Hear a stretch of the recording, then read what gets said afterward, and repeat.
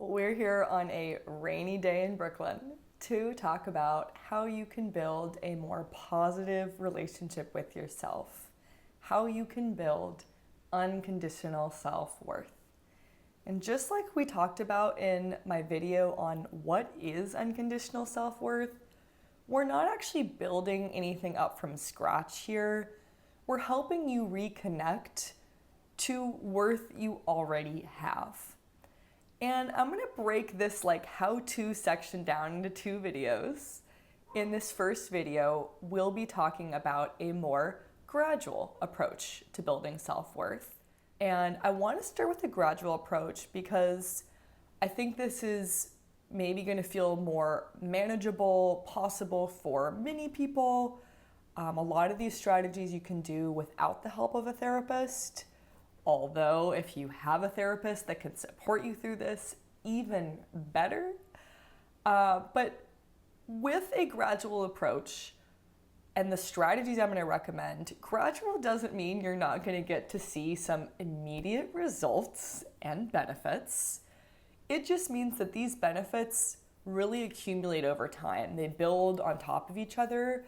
And so the longer you're able to practice these strategies, the more you will really notice a difference in your daily life.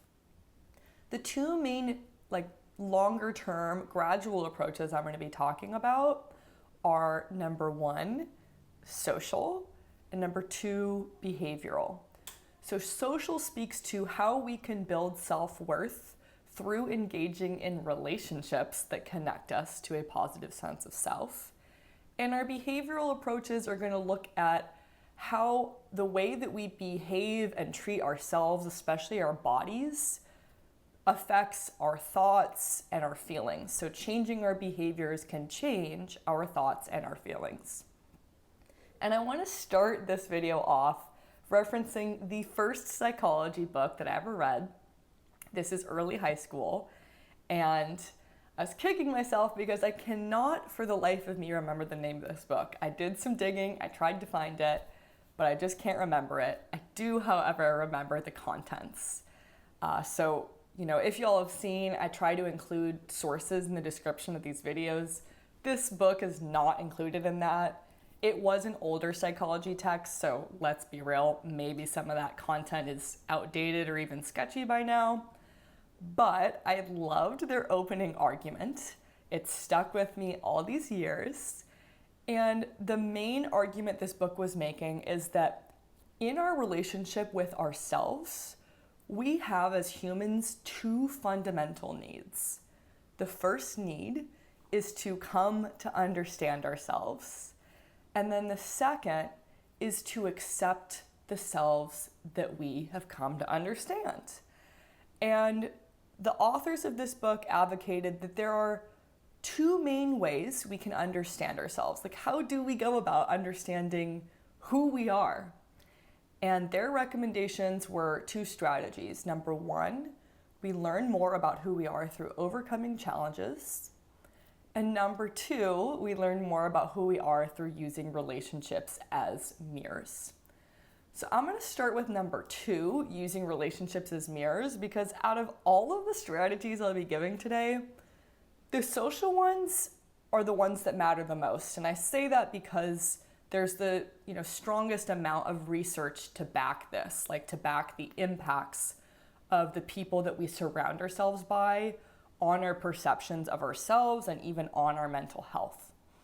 And so our starting point here is when it comes to building self-worth, it is indispensable to be surrounded by at least some people who we feel emotionally and physically safe around, who treat us well, at least with respect and courtesy, and ideally make us feel positively about ourselves. The reason this is so indispensable is because everything about how our brain, bodies, and nervous systems have been wired is for us as humans to survive and thrive through collaborative social interactions. And when we talked in my last video about how do we access a clearer view of our own self-worth, having a relaxed body and nervous system is very important here. And in our most relaxed nervous system state, the ventral vagal nervous system state, or the parasympathetic nervous system, known very casually as like rest and digest, when we're in that nervous system state, we can see ourselves so much more clearly and actually see other people more clearly. And that's a nervous system state where we're feeling safe and socially connected. So while I want to acknowledge with this social piece, some people might get stuck because we do each have different needs for amounts of social interaction, types of social interaction we find fulfilling. Wherever you're at in your preferences, I want to honor that. My main point here is that no one is meant to feel like an island, to operate on their own, to be totally self-sufficient. We're just not built that way. And when it comes to reconnecting to our own self-worth, this is something, like really anything, that we can't do alone, where we do need that social support. So these strategies might feel tough because there's a piece of how the people around us feel about us that's out of our control. We can't control how other people respond to us. But you have more choices here than it might feel. My biggest point is just starting where you are. Let's, be open about this. There's very many people who go throughout their lives and experience just glimpses of feeling emotionally safe around others. You who are listening might relate to that on some level, even having periods of your life where it felt really hard to connect and feel safe around other people. And we also see so many statistics, especially in the US, around how chronic, profound loneliness is very common. And so, whether you might be struggling with having a hard time connecting and feeling safe around others, you might be struggling with feeling isolated and alone, you can start where you are. Even positive interactions with people that you know less well are helpful. This could be, someone who works at your local grocery store or favorite coffee shop. It might be a neighbor you get along with well enough or that's respectful, a colleague at work. Even just focusing in more on those interactions with those people is a super valid and helpful place to start. And as you're doing this, just as important, a part of all of this is reducing our exposure to emotionally unsafe people. These are people who especially treat us poorly and without respect, but let's say we're walking away from interactions with that person repeatedly feeling worse off. That's what I'm speaking to here. And in, today's day and age, so to speak, these interactions include in-person and online interactions. So people we're engaging with online, content we're engaging with online. When you are using social media or connecting with someone in an online space, same thing. How do you reduce your exposure to the people that leave you feeling worse about yourself at the end of it? Even if you're not completely changing how you're using social media, let's say, if you're on Instagram or something, can you have the last account you look at or the last person you interact with be something that is leaving you feeling neutral to positive instead of worse about yourself?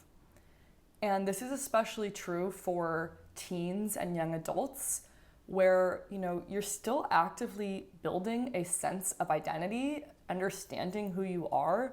That's a more fragile time, and I would recommend even more caution around reducing negative exposure to people online who don't make you feel good about yourself. And I know we have this especially youth culture that kind of emphasizes it's cool to not care what people think about us and this kind of nonchalance, so to speak.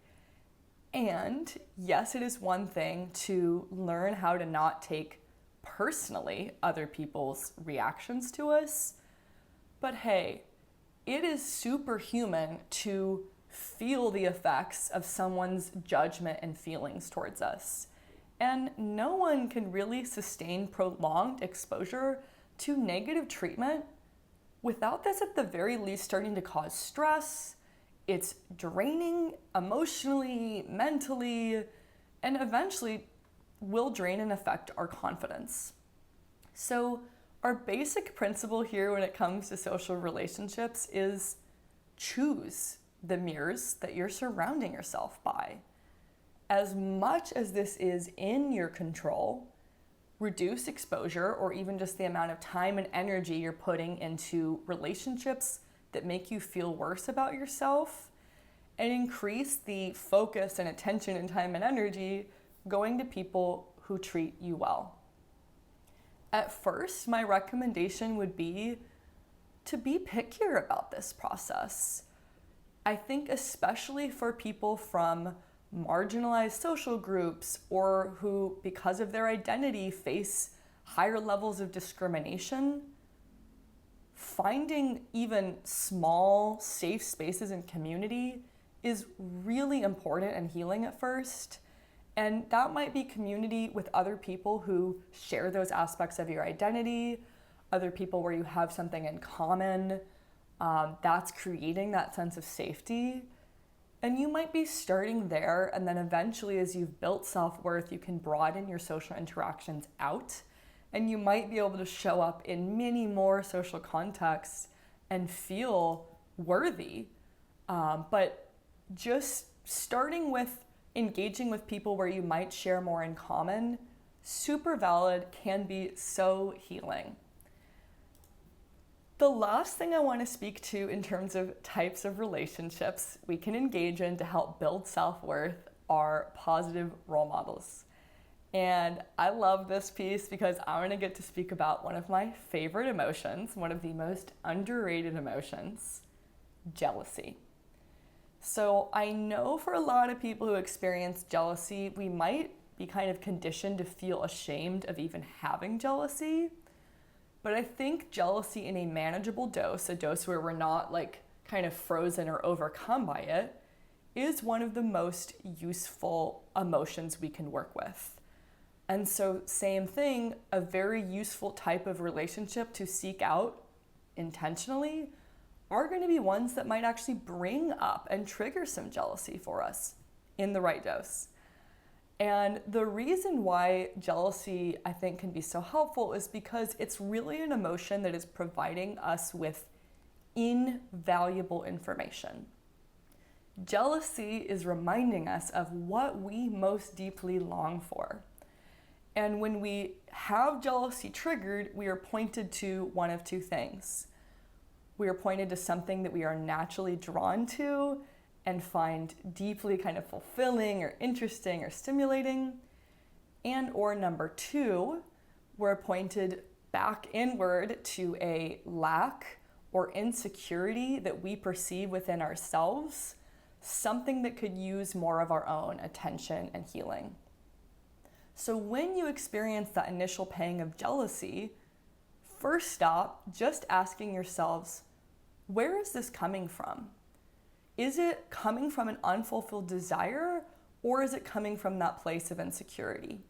And if it's coming from insecurity, this can help point us to negative core beliefs that we hold about ourselves.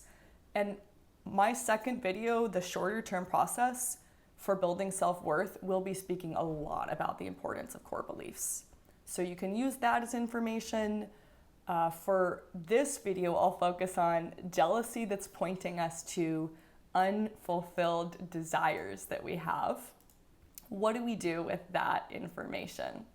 So when you get that initial pang of jealousy, and let's say this is coming from a place of there's something that you want that you don't have, that you haven't experienced yet, especially if that thing feels unrealistic, unlikely, out of reach, it's very important to prove to your unconscious mind that what you want is possible for you. And we can do this and facilitate this process through seeking out positive role models. So, like, let's say you are triggered by jealousy for something. Can you sit with that insecurity and notice, okay, what's that thing that that person has that I'm feeling drawn towards? And then ideally, you're kind of building up from there. You might originally have kind of one role model embodying that thing. Can you seek out a few different people who have achieved that thing that you want and start to kind of watch how they're embodying and how they're living that out? And when you're seeing different types of people embodying and having the thing that you want, you're starting unconsciously to compare yourself to these different types of people. And there's this unconscious process of realizing, wait, what did those people have that I don't necessarily have? And you might be able to imagine yourself more clearly in their place. You can imagine yourself having the thing that you want with a lot more detail and specificity. One example of this, to make this concrete, let's say you are looking to build a fulfilling and healthy romantic partnership, and you haven't experienced this or seen this in action. Maybe you didn't grow up and haven't really spent much time around other couples who are engaged in really like mutually fulfilling and healthy relationships. Believing that that's possible for you will probably start with trying to seek out some examples of people who have achieved that type of romantic partnership that you find yourself drawn to. So that is just one example. Our entire kind of point here is seeing is believing. When you're seeing someone else who has that thing you want, our mirror neurons are activating, and that is expanding your idea, even unconsciously, that what you want is possible, it's realistic. You're also expanding your sense of self eventually throughout this process. So we've talked about that social piece. Let's switch over to behavioral strategies. And I started with how do we use relationships as mirrors to build self-worth. The second piece from that book I referenced, how do we overcome challenges to build self-worth? That's what we'll be talking about now. Overcoming challenges involves basically any experience where you're engaged in like taking a meaningful risk, you're facing uncertainty. Ideally, this is a chosen challenge, but hey, if you didn't choose the challenge that you're dealing with, but you're trying to overcome that challenge, you can still get some of the same benefits from this process. This can be any type of challenge too. Physical challenges, like trying a new physical activity, going further on that walk or run. We could be talking about mental challenges. Maybe that's learning about a new subject you're interested in, solving any kind of puzzle or like problem solving. And then of course we have like social and emotional challenges. Let's take approaching a stranger and starting a conversation, or reaching out to a friend that you haven't spoken with in a while. An emotional challenge might be, can you practice, if you're going through a hard time, actually letting yourself feel those emotions, letting yourself have a period of feeling sad. That is an emotional challenge that you're sitting with and overcoming. So no matter the area of life, uncomfortable and uncertain experiences serve as a form of positive stress. As long as that stress is in a tolerable zone, so ideally it's temporary, and we have access to helpful resources and supports to overcome that challenge, positive stress allows us to build a sense of self-efficacy. That's basically a sense like, I am capable, I can. And with overcoming challenges, building this sense of like capability, take a similarly gradual approach as to building more emotionally safe relationships. Start where you are. But please know, over time, by overcoming these challenges, this is a set of strategies that can help you manage and lower your anxiety, overcome big fears, and eventually reduce how much fear rules your decision making in your daily life. So these are big benefits that can come from facing this type of positive stress. The takeaway for this one is practicing approaching instead of avoiding what we are anxious about. And this is helping us develop positive core beliefs around I can. It's reducing the size of the fear, giving ourselves a stronger sense of agency, which gives us like a feeling that we have choices and options. Outside of overcoming challenges, I want to go into more general behavioral strategies. This is basically how do we change our behavior to change our thoughts and feelings. And most of these strategies revolve around how we behave and treat ourselves in our daily lives. A lot of the strategies and recommendations I make here are similarly aligned to types of therapy like cognitive behavioral therapy, CBT, dialectical behavioral therapy, DBT. And the premise, again, is by changing your behavior and your habits, you can over time change your thoughts and feelings. We see some of these strategies in the self-help community too, with a slightly different flavor and approach. And where we want to start is by looking at behaviors that we're engaged in that make a problem we're facing worse or deepen our negative feelings and work on those. Let's take depression, for example. If we're feeling depressed, we understandably are going to have an impulse to withdraw, to do less of the activities that we typically like, to engage with other people less. We're pulling back from our daily lives. And if we allow ourselves to keep going with that behavior, that depression can become prolonged and more severe because we're left feeling more isolated and alone without support. We've stopped doing the things that make life feel meaningful for us. And so same kind of idea with anxiety. The most common impulse and reflex when we're feeling anxious is to avoid that thing.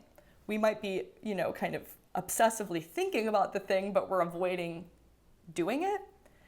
And what this actually does is it leaves that fear untested. If we never approach it and we keep avoiding it, we have these untested fears that grow bigger with time the more we keep avoiding the fear. And so DBT has this idea of taking opposite action. And then the approach with anxiety would be to, instead of avoid, approach anxiety as a way of managing and lowering our anxiety over time. The opposite action for depression might be trying to re-engage in activities in our daily life, in social activities, even in a very slow and gradual way. So along with cutting back on the behaviors that might make a problem or negative feeling feel worse, the same idea applies for engaging in behaviors that promote more positive feelings about ourselves. These are behaviors that give us more energy, that are reinforcing that sense of capacity, I can. And there's two main types of activities I'm going to speak to here. Number one, we have routine and responsibility-focused activities. This might be just kind of helping us feel a sense of moving through life intentionally, having more of a sense of control. We could be talking about a lot of things that revolve around how we're taking care of our bodies and our physical space. So this is like routine things like getting better sleep. It might be eating foods that make us feel better, moving in ways that give us more energy. Could also be any kind of self-care routine, morning routines, washing your face, brushing your teeth, tidying up your physical space. And then we also have pleasurable activities. And this is like the types of things that we do that we are naturally drawn to, that make life feel fun and fulfilling. They might bring out feelings of relaxation, rest, joy, lightheartedness, humor, you name it. And so these are the things that, again, make life feel worth it and fulfilling to us. even if life is also really hard and painful at times. So our simple formula for both the social and the behavioral approaches is reducing what makes us feel poorly about ourselves and increasing what makes us feel more positive or at least neutral about ourselves. So the behavioral strategies might involve some level of faking it till you make it. If you don't believe that you are worthy of being taken care of or taking care of yourself, you might be kind of going through some of these steps and actions without really feeling it yet. So for example, you might be starting off trying to treat your body like it's worthy of your care and attention. Maybe you're approaching it as like an experiment, like, okay, what I'm doing hasn't been working, let me try this out, even if you don't yet believe that your body is worthy of that care. And the idea is that over time, this behavior will change how you feel on a daily basis, and you will eventually come to meet a newer version of yourself that feels more rested, relaxed, and taken care of. And my bet, and what the research shows us, is that you will like this version of yourself that is taken care of more than the version of yourself that has been neglected. So with any of these behavioral strategies, start off as big or as small as you want. You might be picking one behavior that you want to reduce and one behavior you want to increase to start.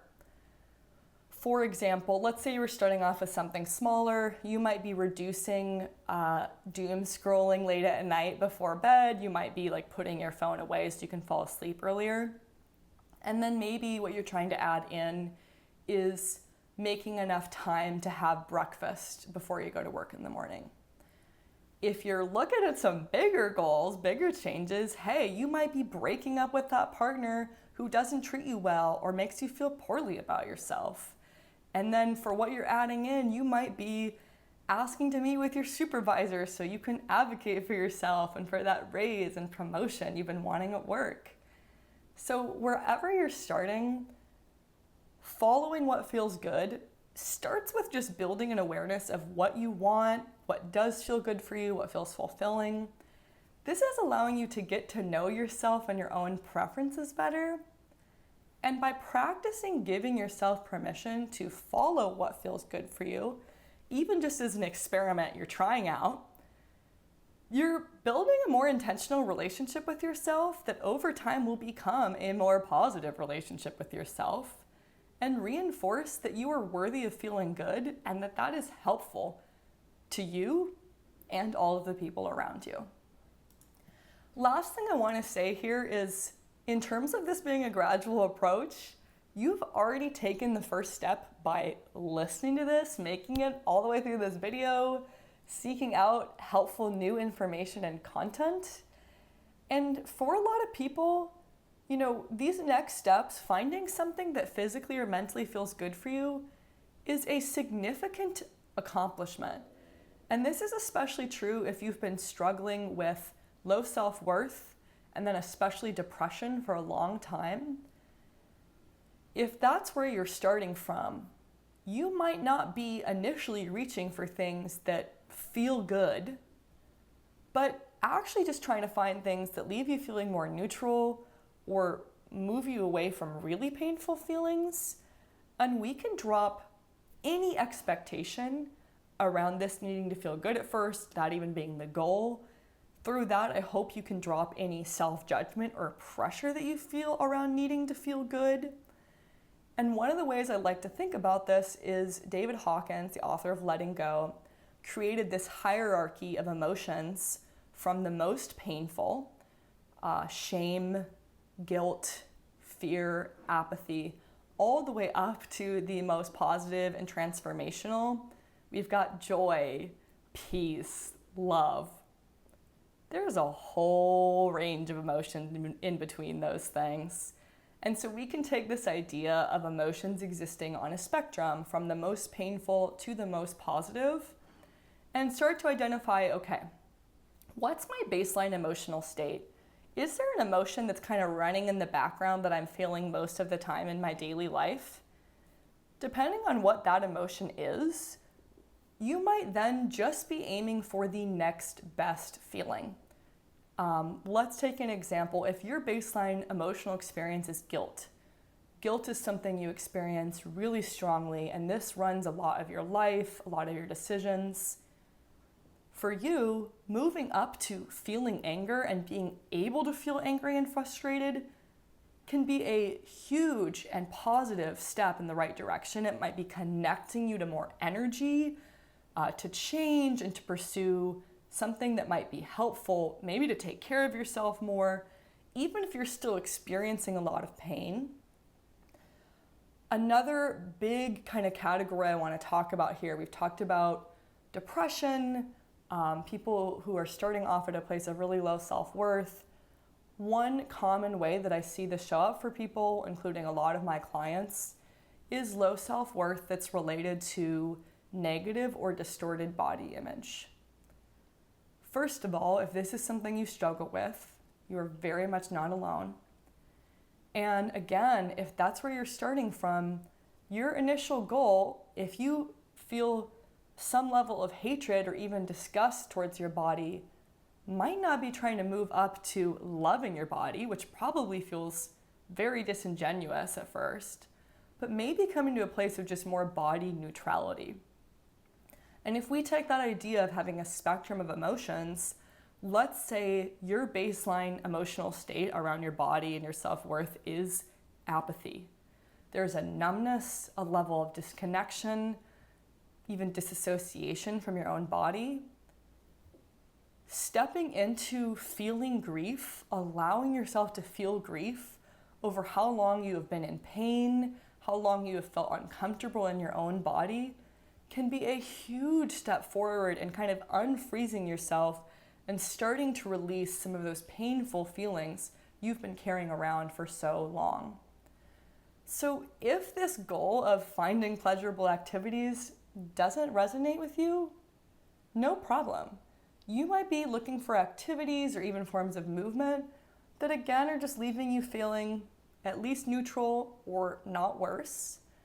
And that's the point of these gradual strategies. There is absolutely nothing wrong with where you're starting or what your starting point is at. Everyone listening to this is going to have a different experience in that sense. The key here is we can all start where we are, identify that very next step that feels doable for us and then involves us taking better care of ourselves. So I hope that resonates. We've got another video coming on a shorter term process for building self-worth. Please tune back in for that. And I'd love it if you could subscribe to this channel, like this video, tell me what you think.